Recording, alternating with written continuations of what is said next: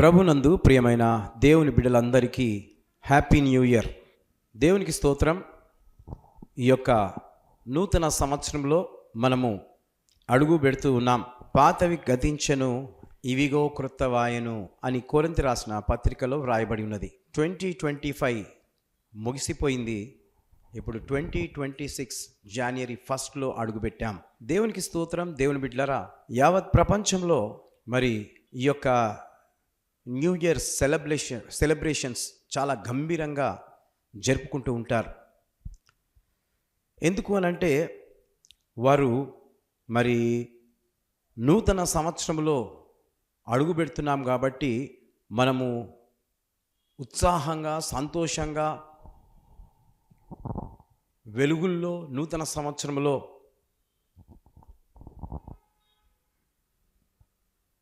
ప్రవేశించాలన్న ఆశతో మరి ప్రజలు అక్కడక్కడ గుమికూడి కొన్ని రాష్ట్రాలలో, దేశాలలో ఉత్సాహిస్తూ ఉంటారు. ఆ సంతోషాన్ని జరుపుకుంటూ ఉంటారు కలిసి వైభవంగా. సిడ్నీ నగరంలో ప్రతి ఏటా 10 నుండి 15 లక్షల మంది హాజరవుతారని ఒక అంచనా. ఎందుకొరకు? కొత్త సంవత్సరంలో అడుగు పెడుతున్నామన్న ఆనందముతో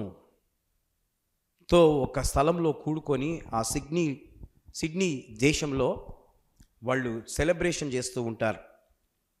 అదేవిధంగా రష్యా దేశపు అధ్యక్షుడు సంవత్సరపు చివరి క్షణాలను లెక్కిస్తూ పాత సంవత్సరాన్ని ముగించడం, క్రొత్త సంవత్సరాన్ని ఆరంభించడం అని వాళ్ళు కూడా చాలామంది ఆ దేశంలో కూడుకొని ఆర్భాటము, సంతోషము, అటం బాంబులు పేలుస్తూ ఉంటారు. అదేవిధంగా దక్షిణ కొరియాలో ఔత్సాహికులు దేశపు తూర్పు తీరాలకు తరలి వెళ్ళడం, సూర్యుని తొలి కిరణాల తోడుగా క్రొత్త సంవత్సరాన్ని అందుకోవడం లాంటివన్నీ జనులు భిన్నాభిప్రాయాలకు అద్దం పడతాయి. కొరియా దేశస్తులు కూడా ఆ విధంగా సూర్యుని కిరణాలు మొదట మా మీద పడాలా ఈ సంవత్సరంలో, నూతన సంవత్సరంలో అన్న భావంతో వాళ్ళు మరి కోలాహలాలు చేస్తూ ఉంటారు. ఫిలిప్పీన్స్లో అతి భీకరమైన శబ్దాలు చేస్తూ ఉంటారు. చూడండి, మరి ఫిలిప్పీన్స్లో భయంకరమైన శబ్దాలు, రాత్రి నుండి ఉదయం అయ్యేంత వరకు భయంకరమైన శబ్దాలు చేస్తూ వారు మరి న్యూ ఇయర్లో అడుగు పెడుతుంటారు. టైమ్స్ స్కర్వేలోని గోళాకారపు బంతి పాత వత్సరపు చివరి నిమిషంలో క్రిందకు కదలడం, అది కిందికి చేరే వరకు 12 గంటల కొట్టడం న్యూయార్క్ నగరంలో ఇంచుమించు 10 లక్షల మందిని ఆకట్టుకుంటుంది. ఎంతమంది కూడుకుంటున్నారండి న్యూయార్క్లో? 10 లక్షల మంది. ఈ విధంగా కొన్ని పుస్తకాలను చదువుతూ ఉంటే వాళ్ళ దేశంలో ఏ విధంగా ఈ న్యూ ఇయర్ సెలబ్రేషన్ జరుపుకుంటున్నారో దాన్ని గమనిస్తూ ఉన్నాం. అది సరే, మరి ఆ విధంగా చేస్తే ఏమన్నా దేవుడికి సంతోషం వస్తుందా? ఒక ప్రశ్న. ఇన్ని భిన్నత్వాల నడుమ ప్రజానికమంతా ఎంతో ఉత్సాహంగా నూతన సంవత్సరానికి స్వాగతం పలుకుతూ సిద్ధపడుతూ ఉంటారు. క్రైస్తవుడు మాత్రము పాత కొత్త సంవత్సరాన్ని ప్రాముఖ్యమైన ఘటనకు మందిరాన్నే వేదికగా చేసుకోవడం, దేవుణ్ణి స్తుతించడం, ఆరాధించడం, పాత సంవత్సరానికి ముగింపు పలకడం, తిరిగి కొత్త సంవత్సరానికి కూడా ప్రభు సన్నిధిలో ప్రారంభించడం పరులకు కాస్త ఆశ్చర్యం కలిగిస్తుంటుంది. చాలామందికి ఏంది వీళ్ళు 31 తారీఖు రాగానే మరి మందిరాలలోకి వెళ్తారు, ఏంటి లాభం అని అనుకుంటుంటారు. కానీ మనకు అర్థమయ్యేది ఏంటంటే, పాత సంవత్సరం నుండి కొత్త సంవత్సరంలో దేవుని మందిరంలో ఉండి మనము అడుగు పెట్టాలి, దేవుని మందిరంలో ఉండి ఆరాధించాలి, స్తుతించాలి. ఆ విధంగా చేయడం వల్ల మనకు దేవుని యొక్క హస్తము మనపై ఉంటుంది, దేవుడు మనకు తోడుగా ఉంటాడన్న అభిప్రాయంతో దేవుని మందిరాలకు వస్తూ ఉంటాం, వెళుతూ ఉంటారు. అది చాలా మంచిది. కానీ ప్రభువు పాదాల చెంత పరవశించే వారికి మాత్రము అది అద్భుతమైన అనుభవాన్ని మిగిలిస్తుంది. నిజమే దేవుని బిడ్డారా, ఈరోజు ఎంతమంది అయితే విచ్చలవిడిగా ఈ మహానగరంలో కూడా, హైదరాబాద్ సికింద్రాబాద్ పట్టణంలో కూడా చాలామంది గుమిగూడుతూ రోడ్డు మీద తిరుగుతూ హ్యాపీ న్యూ ఇయర్ అని విషెస్ తెలుపుతూ ఎల్బీ స్టేడియంలో పెద్ద మీటింగ్ అరేంజ్ చేసి అక్కడ కేక్ కట్ చేస్తూ కేకలు వేస్తూ తిరుగుతూ ఉంటారు. ప్రభువునందు ప్రియమైన దేవుని బిడ్డారా, ఈ రోజున దేవుడు ఈ మాటలను మీకు తెలియజేస్తూ ఉన్నాడు. ఈ నూతన సంవత్సరంలో మీరెవ్వరూ అలాంటి వాటికి నిమగ్నము కాకుండా దేవుని యొక్క మందిరములో దేవుణ్ణి ఆరాధిస్తూ పాత జీవితానికి స్వస్తి చెప్పి నూతన జీవితంలో నూతనమైన కార్యాలు దేవుడు నీ పట్ల చేయాలన్న ఆశతో ఎప్పుడైతే నీవు దేవుని మందిరానికి వస్తావో, దేవుడు నిన్ను తన వాక్యం ద్వారా మాట్లాడి నీలో ఉన్న పాత జీవితము, పాత అలవాట్లన్నీ పోగొట్టుకొని క్రొత్తగా జీవించే వ్యక్తివిగా దేవుడు నిన్ను ఆశీర్వదిస్తాడు. అందుకే బైబిల్ గ్రంథంలో ఒక మాట ఉంది. హెజ్కేల్ గ్రంథము 36వ అధ్యాయము 25-26 వచనాలలో నేను చదువుతాను, మీరు జాగ్రత్తగా వినాలని ప్రభు పేరట మనవి చేయుచున్నాను.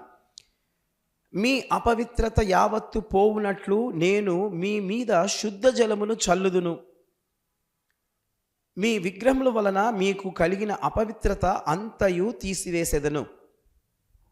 ఏం చేస్తున్నాడు ఈ నూతన సంవత్సరంలో దేవుడు? ఏవైతే నీవు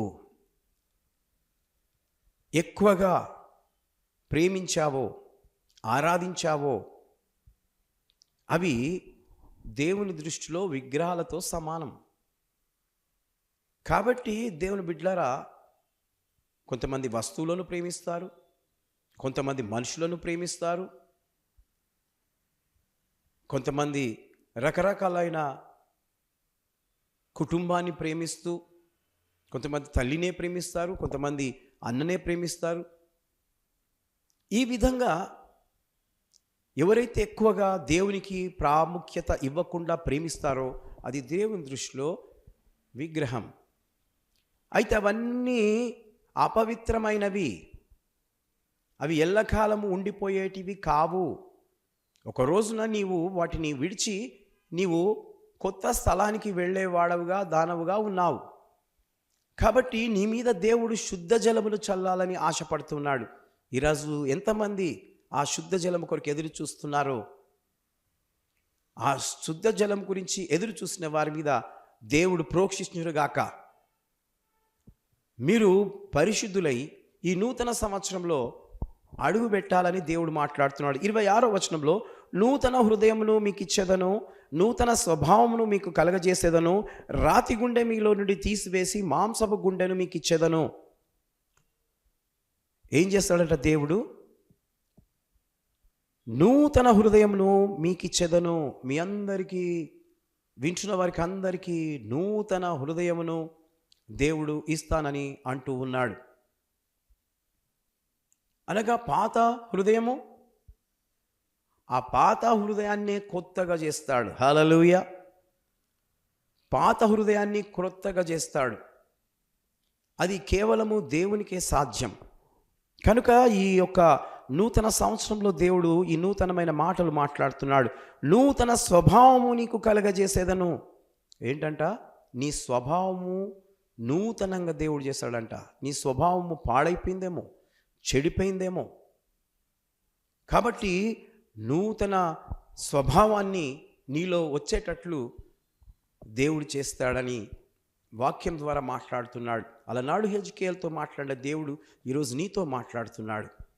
జాగ్రత్తగా నీవు ఈ మాటలు విన్నట్లయితే ఈ సంవత్సరంలో నిన్ను దేవుడు ఎక్కడి నుండి ఎక్కడికి తీసుకొని వెళ్తాడో నీవే చూస్తావు. నీవు దేవుణ్ణి అడగాలి, ప్రభువా నన్ను ఆశీర్వదించు, నన్ను దీవించు, నా స్వభావం మార్చివేయి, నా హృదయాన్ని మార్చివేయి. ఎప్పుడైతే నీవు అడుగుతావో దేవుడు కార్యం చేస్తాడు. అడగకుండా నా స్వభావం మారాలి, నా హృదయం మారాలి అంటే అది మార్పు చెందదు. నీలో మార్పు రావాలి, అప్పుడే అది మారుతుంది.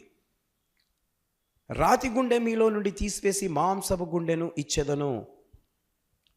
దేవుని బిడ్డలారా, ప్రతి ఒక్కరి గుండె ఎలా ఉన్నదట? రాతి గుండెగా ఉన్నదట. అనగా మాట వినకపోవడం, దేవుని వాక్యం వినకపోవడం, దేవుని మందిరానికి సరిగా రాకపోవడం, వారితో వీరితో కొట్లాడడం, భార్యను సతాయించడం, లేకపోతే భార్య భర్తను సతాయించడం, పిల్లలు తల్లిదండ్రులను సతాయించడం. అనగా ఈ రాతి గుండె ఉన్న వాళ్ళే ఇలాంటి పనులు చేస్తూ ఉంటారు. కాబట్టి అలాంటిది ఉండడము నీకు ఇష్టమా? దేవుడు ఈరోజు మాట్లాడుతున్నాడు ఈ నూతన సంవత్సరంలో. నీ గుండెను మాంసపు గుండెగా మార్చుకో. మాంసపు గుండెగా ఉంటేనే తప్ప వాక్యం అర్థమవుతుంది. రాతి గుండెగా ఉంటే అర్థం కాదు. కాబట్టి ఈ నా మాటలు వింటున్న నీవు ఈరోజు నీ గుండె మాంసపు గుండెగా మారాలని ప్రార్థన చేయి. దేవునికి స్తోత్రం. ఈ గుండెను చేసిన దేవుడు, నిన్ను పుట్టించిన దేవుడు నీ గుండెతో ఈరోజు మాట్లాడుతున్నాడు. చాలామంది ఈరోజు గుండె నొప్పి వచ్చి చనిపోతూ ఉన్నారు. చిన్న లేదు, పెద్ద లేదు. కాబట్టి నీ గుండె ఏం కావాలి? కొత్తదిగా మార్చబడాలి. పాత గుండె నీ నుండి తీసివేసి క్రొత్త గుండెగా మార్చుకోవాలని ప్రభు పేరట మనవి చేయించు ఉన్నాను. అదేవిధంగా చాలామంది అనుకుంటూ ఉంటారు, ఏమనుకుంటారంటే మనము ఒక దానిని క్రొత్తగా కొంటే అది కొంతకాలానికి పాతదైపోతుంది. వాస్తవం ఇది. మనం కొత్తదిగా కొన్నప్పుడు అది కొంతకాలానికి పాతదైపోతుంది. అయితే కొత్తది కొన్న రేటు వేరే ఉంటుంది, మనము పాతదైన తర్వాత అమ్మే రేటు వేరేది ఉంటుంది. అనగా కొత్త దానికి ఉన్న విలువ పాతదానికి ఉండదు. అయినప్పటికీ కొన్ని పాడైపోతాయి. పాత వాటిని కొందరు అమ్మేస్తారు, పారేస్తారు.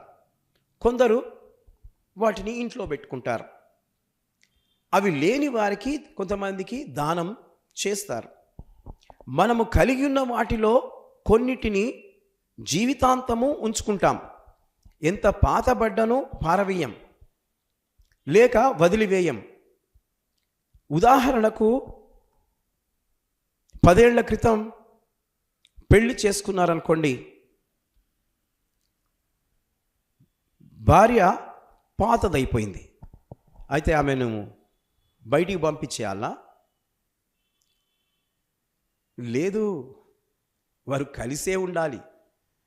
వారిలో ఉన్న చెడునంతా తీసివేసుకొని వారు క్రొత్తగా దేవునితో కలిసి ప్రయాణం చేయాలి. భర్తనే కానీ భార్యనే కానీ. ఇన్ని సంవత్సరాలు అయిపోయింది కదా, ఎందుకు ఇక విడిపోయి వేరేళ్ళని పెళ్లి చేసుకుందాం? నో నో నో నో, అది వాక్యానికి విరుద్ధం. అదేవిధంగా తల్లిదండ్రులకు 60 ఏళ్ళు వయసు వచ్చిందనుకోండి, వారు పాతబడ్డారని వదిలేయాలా? లేదు, అలా కాదు. మనము కలిగి ఉన్న వాటిలో పారవేయటానికి పనికొచ్చేవి కొన్ని ఉన్నను, కొన్నిటిని వదిలేయకూడదు. అవి ఎంత పాతబడినను పారవేయకుండా తిరిగి వాటిని కొత్తగా చేసుకోవాలి. నిజమే, దేవునికి స్తోత్రం. దేవుని బిడ్డలారా, పాత వాటిని క్రొత్తగా చేయడానికి దాన్ని అంటారు రెన్యూ అని అంటారు. అంటే చూడండి, ఉదాహరణకు పాస్పోర్ట్ ఉంది. ఈ పాస్పోర్ట్ మనం తీసుకుంటాం క్రొత్తగా.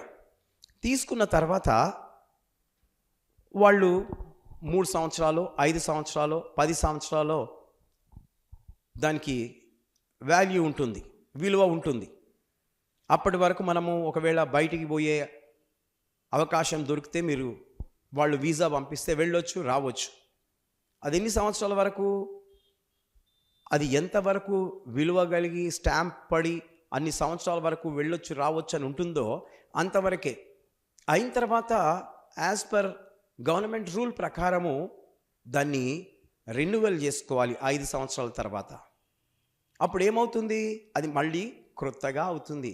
అదేవిధంగా ప్రభునందు ప్రియమైన దేవుని బిడ్డలారా, ఈ రోజున ఈ నూతన సంవత్సరంలో 2026లో మనం అడుగుపెట్టాం.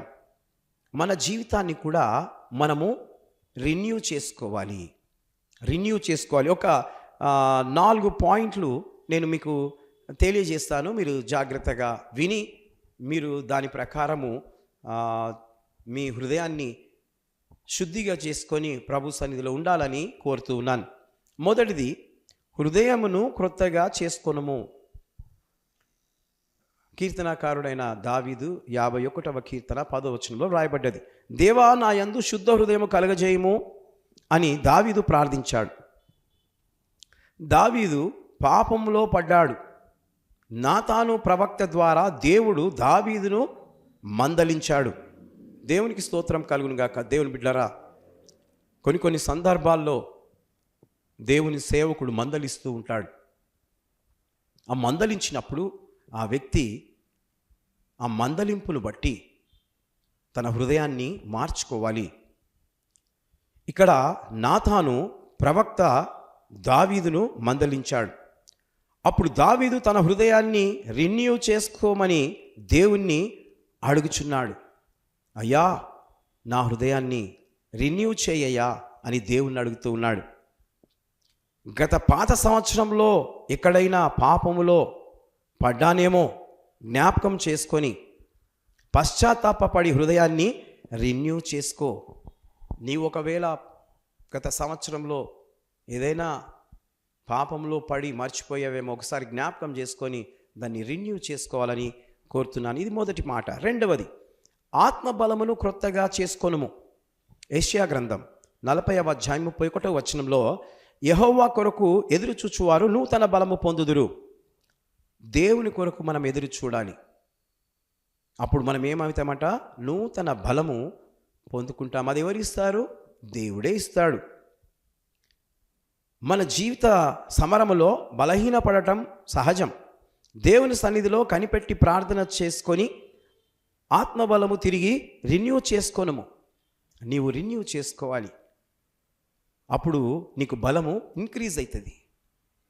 క్రీస్తు యేసునందున్న కృపచేత బలవంతుడము కమ్ము అని వాక్యంలో రాయబడ్డది. 2 Timothy 2nd chapter 1st verse. 1 Timothy 2వ అధ్యాయం 1వ వచనంలో ఈ మాట రాయబడ్డది. మనము బలమును పొందుకోవాలని. మూడవది, విశ్వాసమును క్రొత్తగా చేసుకొనుము. హెబ్రీయులకు రాసిన పత్రిక 12వ అధ్యాయం 3వ వచనం. Hebrews 12th chapter 3rd verse. మీరు అలసట పడకయు మీ ప్రాణములను విసుకయు ఉండునట్లు పాపాత్ములు తనకు వ్యతిరేకముగా చేసిన తిరస్కారమంతయు ఓర్చుకొని ఆయనను తలంచుకొనుడి. విశ్వాస యాత్రలో మనము బలహీన పడినప్పుడు సిలువను ధ్యానించుకొని విశ్వాసాన్ని రెన్యూ చేసుకోవాలి. నిజమే దేవుని బిడ్డలారా, విశ్వాసంలో కూడా చాలామంది బలహీన పడుతూ ఉంటారు. విశ్వాసాన్ని మనము రెన్యూ చేసుకుంటుండాలి. అనగా నమ్మకము. ఎవరైతే దేవుని మీద విశ్వాసం పెడతారో వారికే స్వస్థత, వారికే విడుదల, వారికే విముక్తి. దేని ద్వారా? విశ్వాసము ద్వారా. విశ్వాసము బలహీన పడుతుందట. దేవుని మీద విశ్వాసము సరిగా పెట్టరట. కాబట్టి ఈరోజు ఈ సంవత్సరంలో దేవుని మీద విశ్వాసము నీవు పెట్టినట్లయితే గొప్ప గొప్ప కార్యాలను, అద్భుతాలను నీవు చూడగలవని ఈ ఆత్మీయ ఆహారాన్ని మీకు పంచిపెడుతూ ఉన్నాను. కాబట్టి రిన్యూ చేసుకోవడము చాలా ప్రాముఖ్యమైనది. ఆఖరిగా 4వ మాట, తొలి ఆసక్తిని క్రొత్తగా చేసుకొనుము. అనగా ఫస్ట్ ఉన్న ఆశ అది పాతగా అయిపోయిందేమో, అట్లాంటి ఆశ నీకు లేదేమో, దాన్ని నువ్వు రిన్యూ చేసుకోవాలని మాట్లాడుతుంది. విలాప వాక్యములు 5వ అధ్యాయం 21వ వచనం, యెహోవా మా పూర్వస్థితిని మరలా మాకు కలగజేయుము అని ఇర్మియా విలపిస్తూ ఉన్నాడు. ఇర్మియా ఏడుస్తూ ప్రార్థన చేస్తున్నాడు. మా పూర్వస్థితిని మరలా మాకు కలగజేయుము అని అంటున్నాడు. ఏంటంట, మనము ప్రభువుని నమ్ముకొని క్రొత్తలో ఎంత భక్తి, ఎంత ఆసక్తి కలిగి ఉండేవాళ్ళమో దాన్ని గుర్తుంచుకొని ఏ ఏ పరిస్థితుల్లో ఎలా దిగజారిపోయారో గ్రహించుకొని ప్రభు వైపు తిరిగి తొలి ఆసక్తి రిన్యూ చేసుకోవాలి. నిజమే దేవుని బిడ్డలారా, కాలాలు, సమయాలు గడుస్తూ ఉంటుండగా మనము ఈ లోకంలో జీవిస్తున్నాం కాబట్టి సాతానుడు అనేక రకాలైన ఇబ్బందులకు గురి చేసి మనలను దేవుని మీద ఉన్న ఆసక్తిని లేకుండా చేస్తూ ఉంటాడు. కాబట్టి బ్యాప్టిజం తీసుకున్నప్పుడు ఎంత ఆసక్తిగా, హుషారుగా సిద్ధపడి పరిగెత్తుకొని ముందొచ్చి కూర్చుంటారు. పాస్టర్ గారు ఏది చెప్తే అది వింటారు, ఏ పని అంటే అది చేస్తారు. రాను రాను రాను అంత దిగజారిపోయి వాళ్ళ మాట వీళ్ళ మాట విని చల్లగా అయిపోతారు.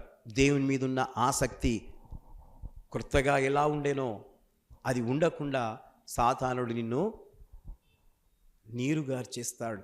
కాబట్టి ఆ విధంగా ఉండకుండా ఈరోజు ఈ మాటలు వింటున్న నీవు తిరిగి దేవుని మీద ఆసక్తిని కలిగి నేను జీవించాలని దేవుని అడుగు. దేవుడు అద్భుతాన్ని చేస్తాడు. ఒకడు క్రొత్తగా జన్మిస్తేనే కానీ వాడు పరలోక రాజ్యంలో ప్రవేశించడని వాక్యం అంటూ ఉంది. కాబట్టి ఈరోజు క్రొత్తగా జన్మించు. ఈరోజు నీవు బ్యాప్టిజం తీసుకోలేదేమో, ఆ పాప జీవితంలో జీవిస్తూ అనేకమైన దురలవాట్లకు గురి అయి నీవు ఉంటున్నావేమో. ఈరోజు ప్రభువుని అడుగు, ప్రభువా నా జీవితాన్ని మార్చు, నేను రక్షణ పొందాలి, నేను బ్యాప్టిజం తీసుకోవాలి, నా పాత జీవితాన్ని సమాధి చేయాలి, నేను క్రొత్తగా నీలో జీవించాలి అని దేవుని అడుగు. దేవుడు ఖచ్చితంగా నీ పట్ల ఆశ్చర్య కార్యాన్ని చేస్తాడు. ఈ నూతన సంవత్సరపు శుభములు, ఆశీర్వాదాలు నీకు, నీ కుటుంబానికి సదా ఉండాలని ఈ మాటలు చెప్తూ ముగిస్తున్నాను. దేవుడి మాటలు దీవించి ఆశీర్వదించును గాక. May God bless you.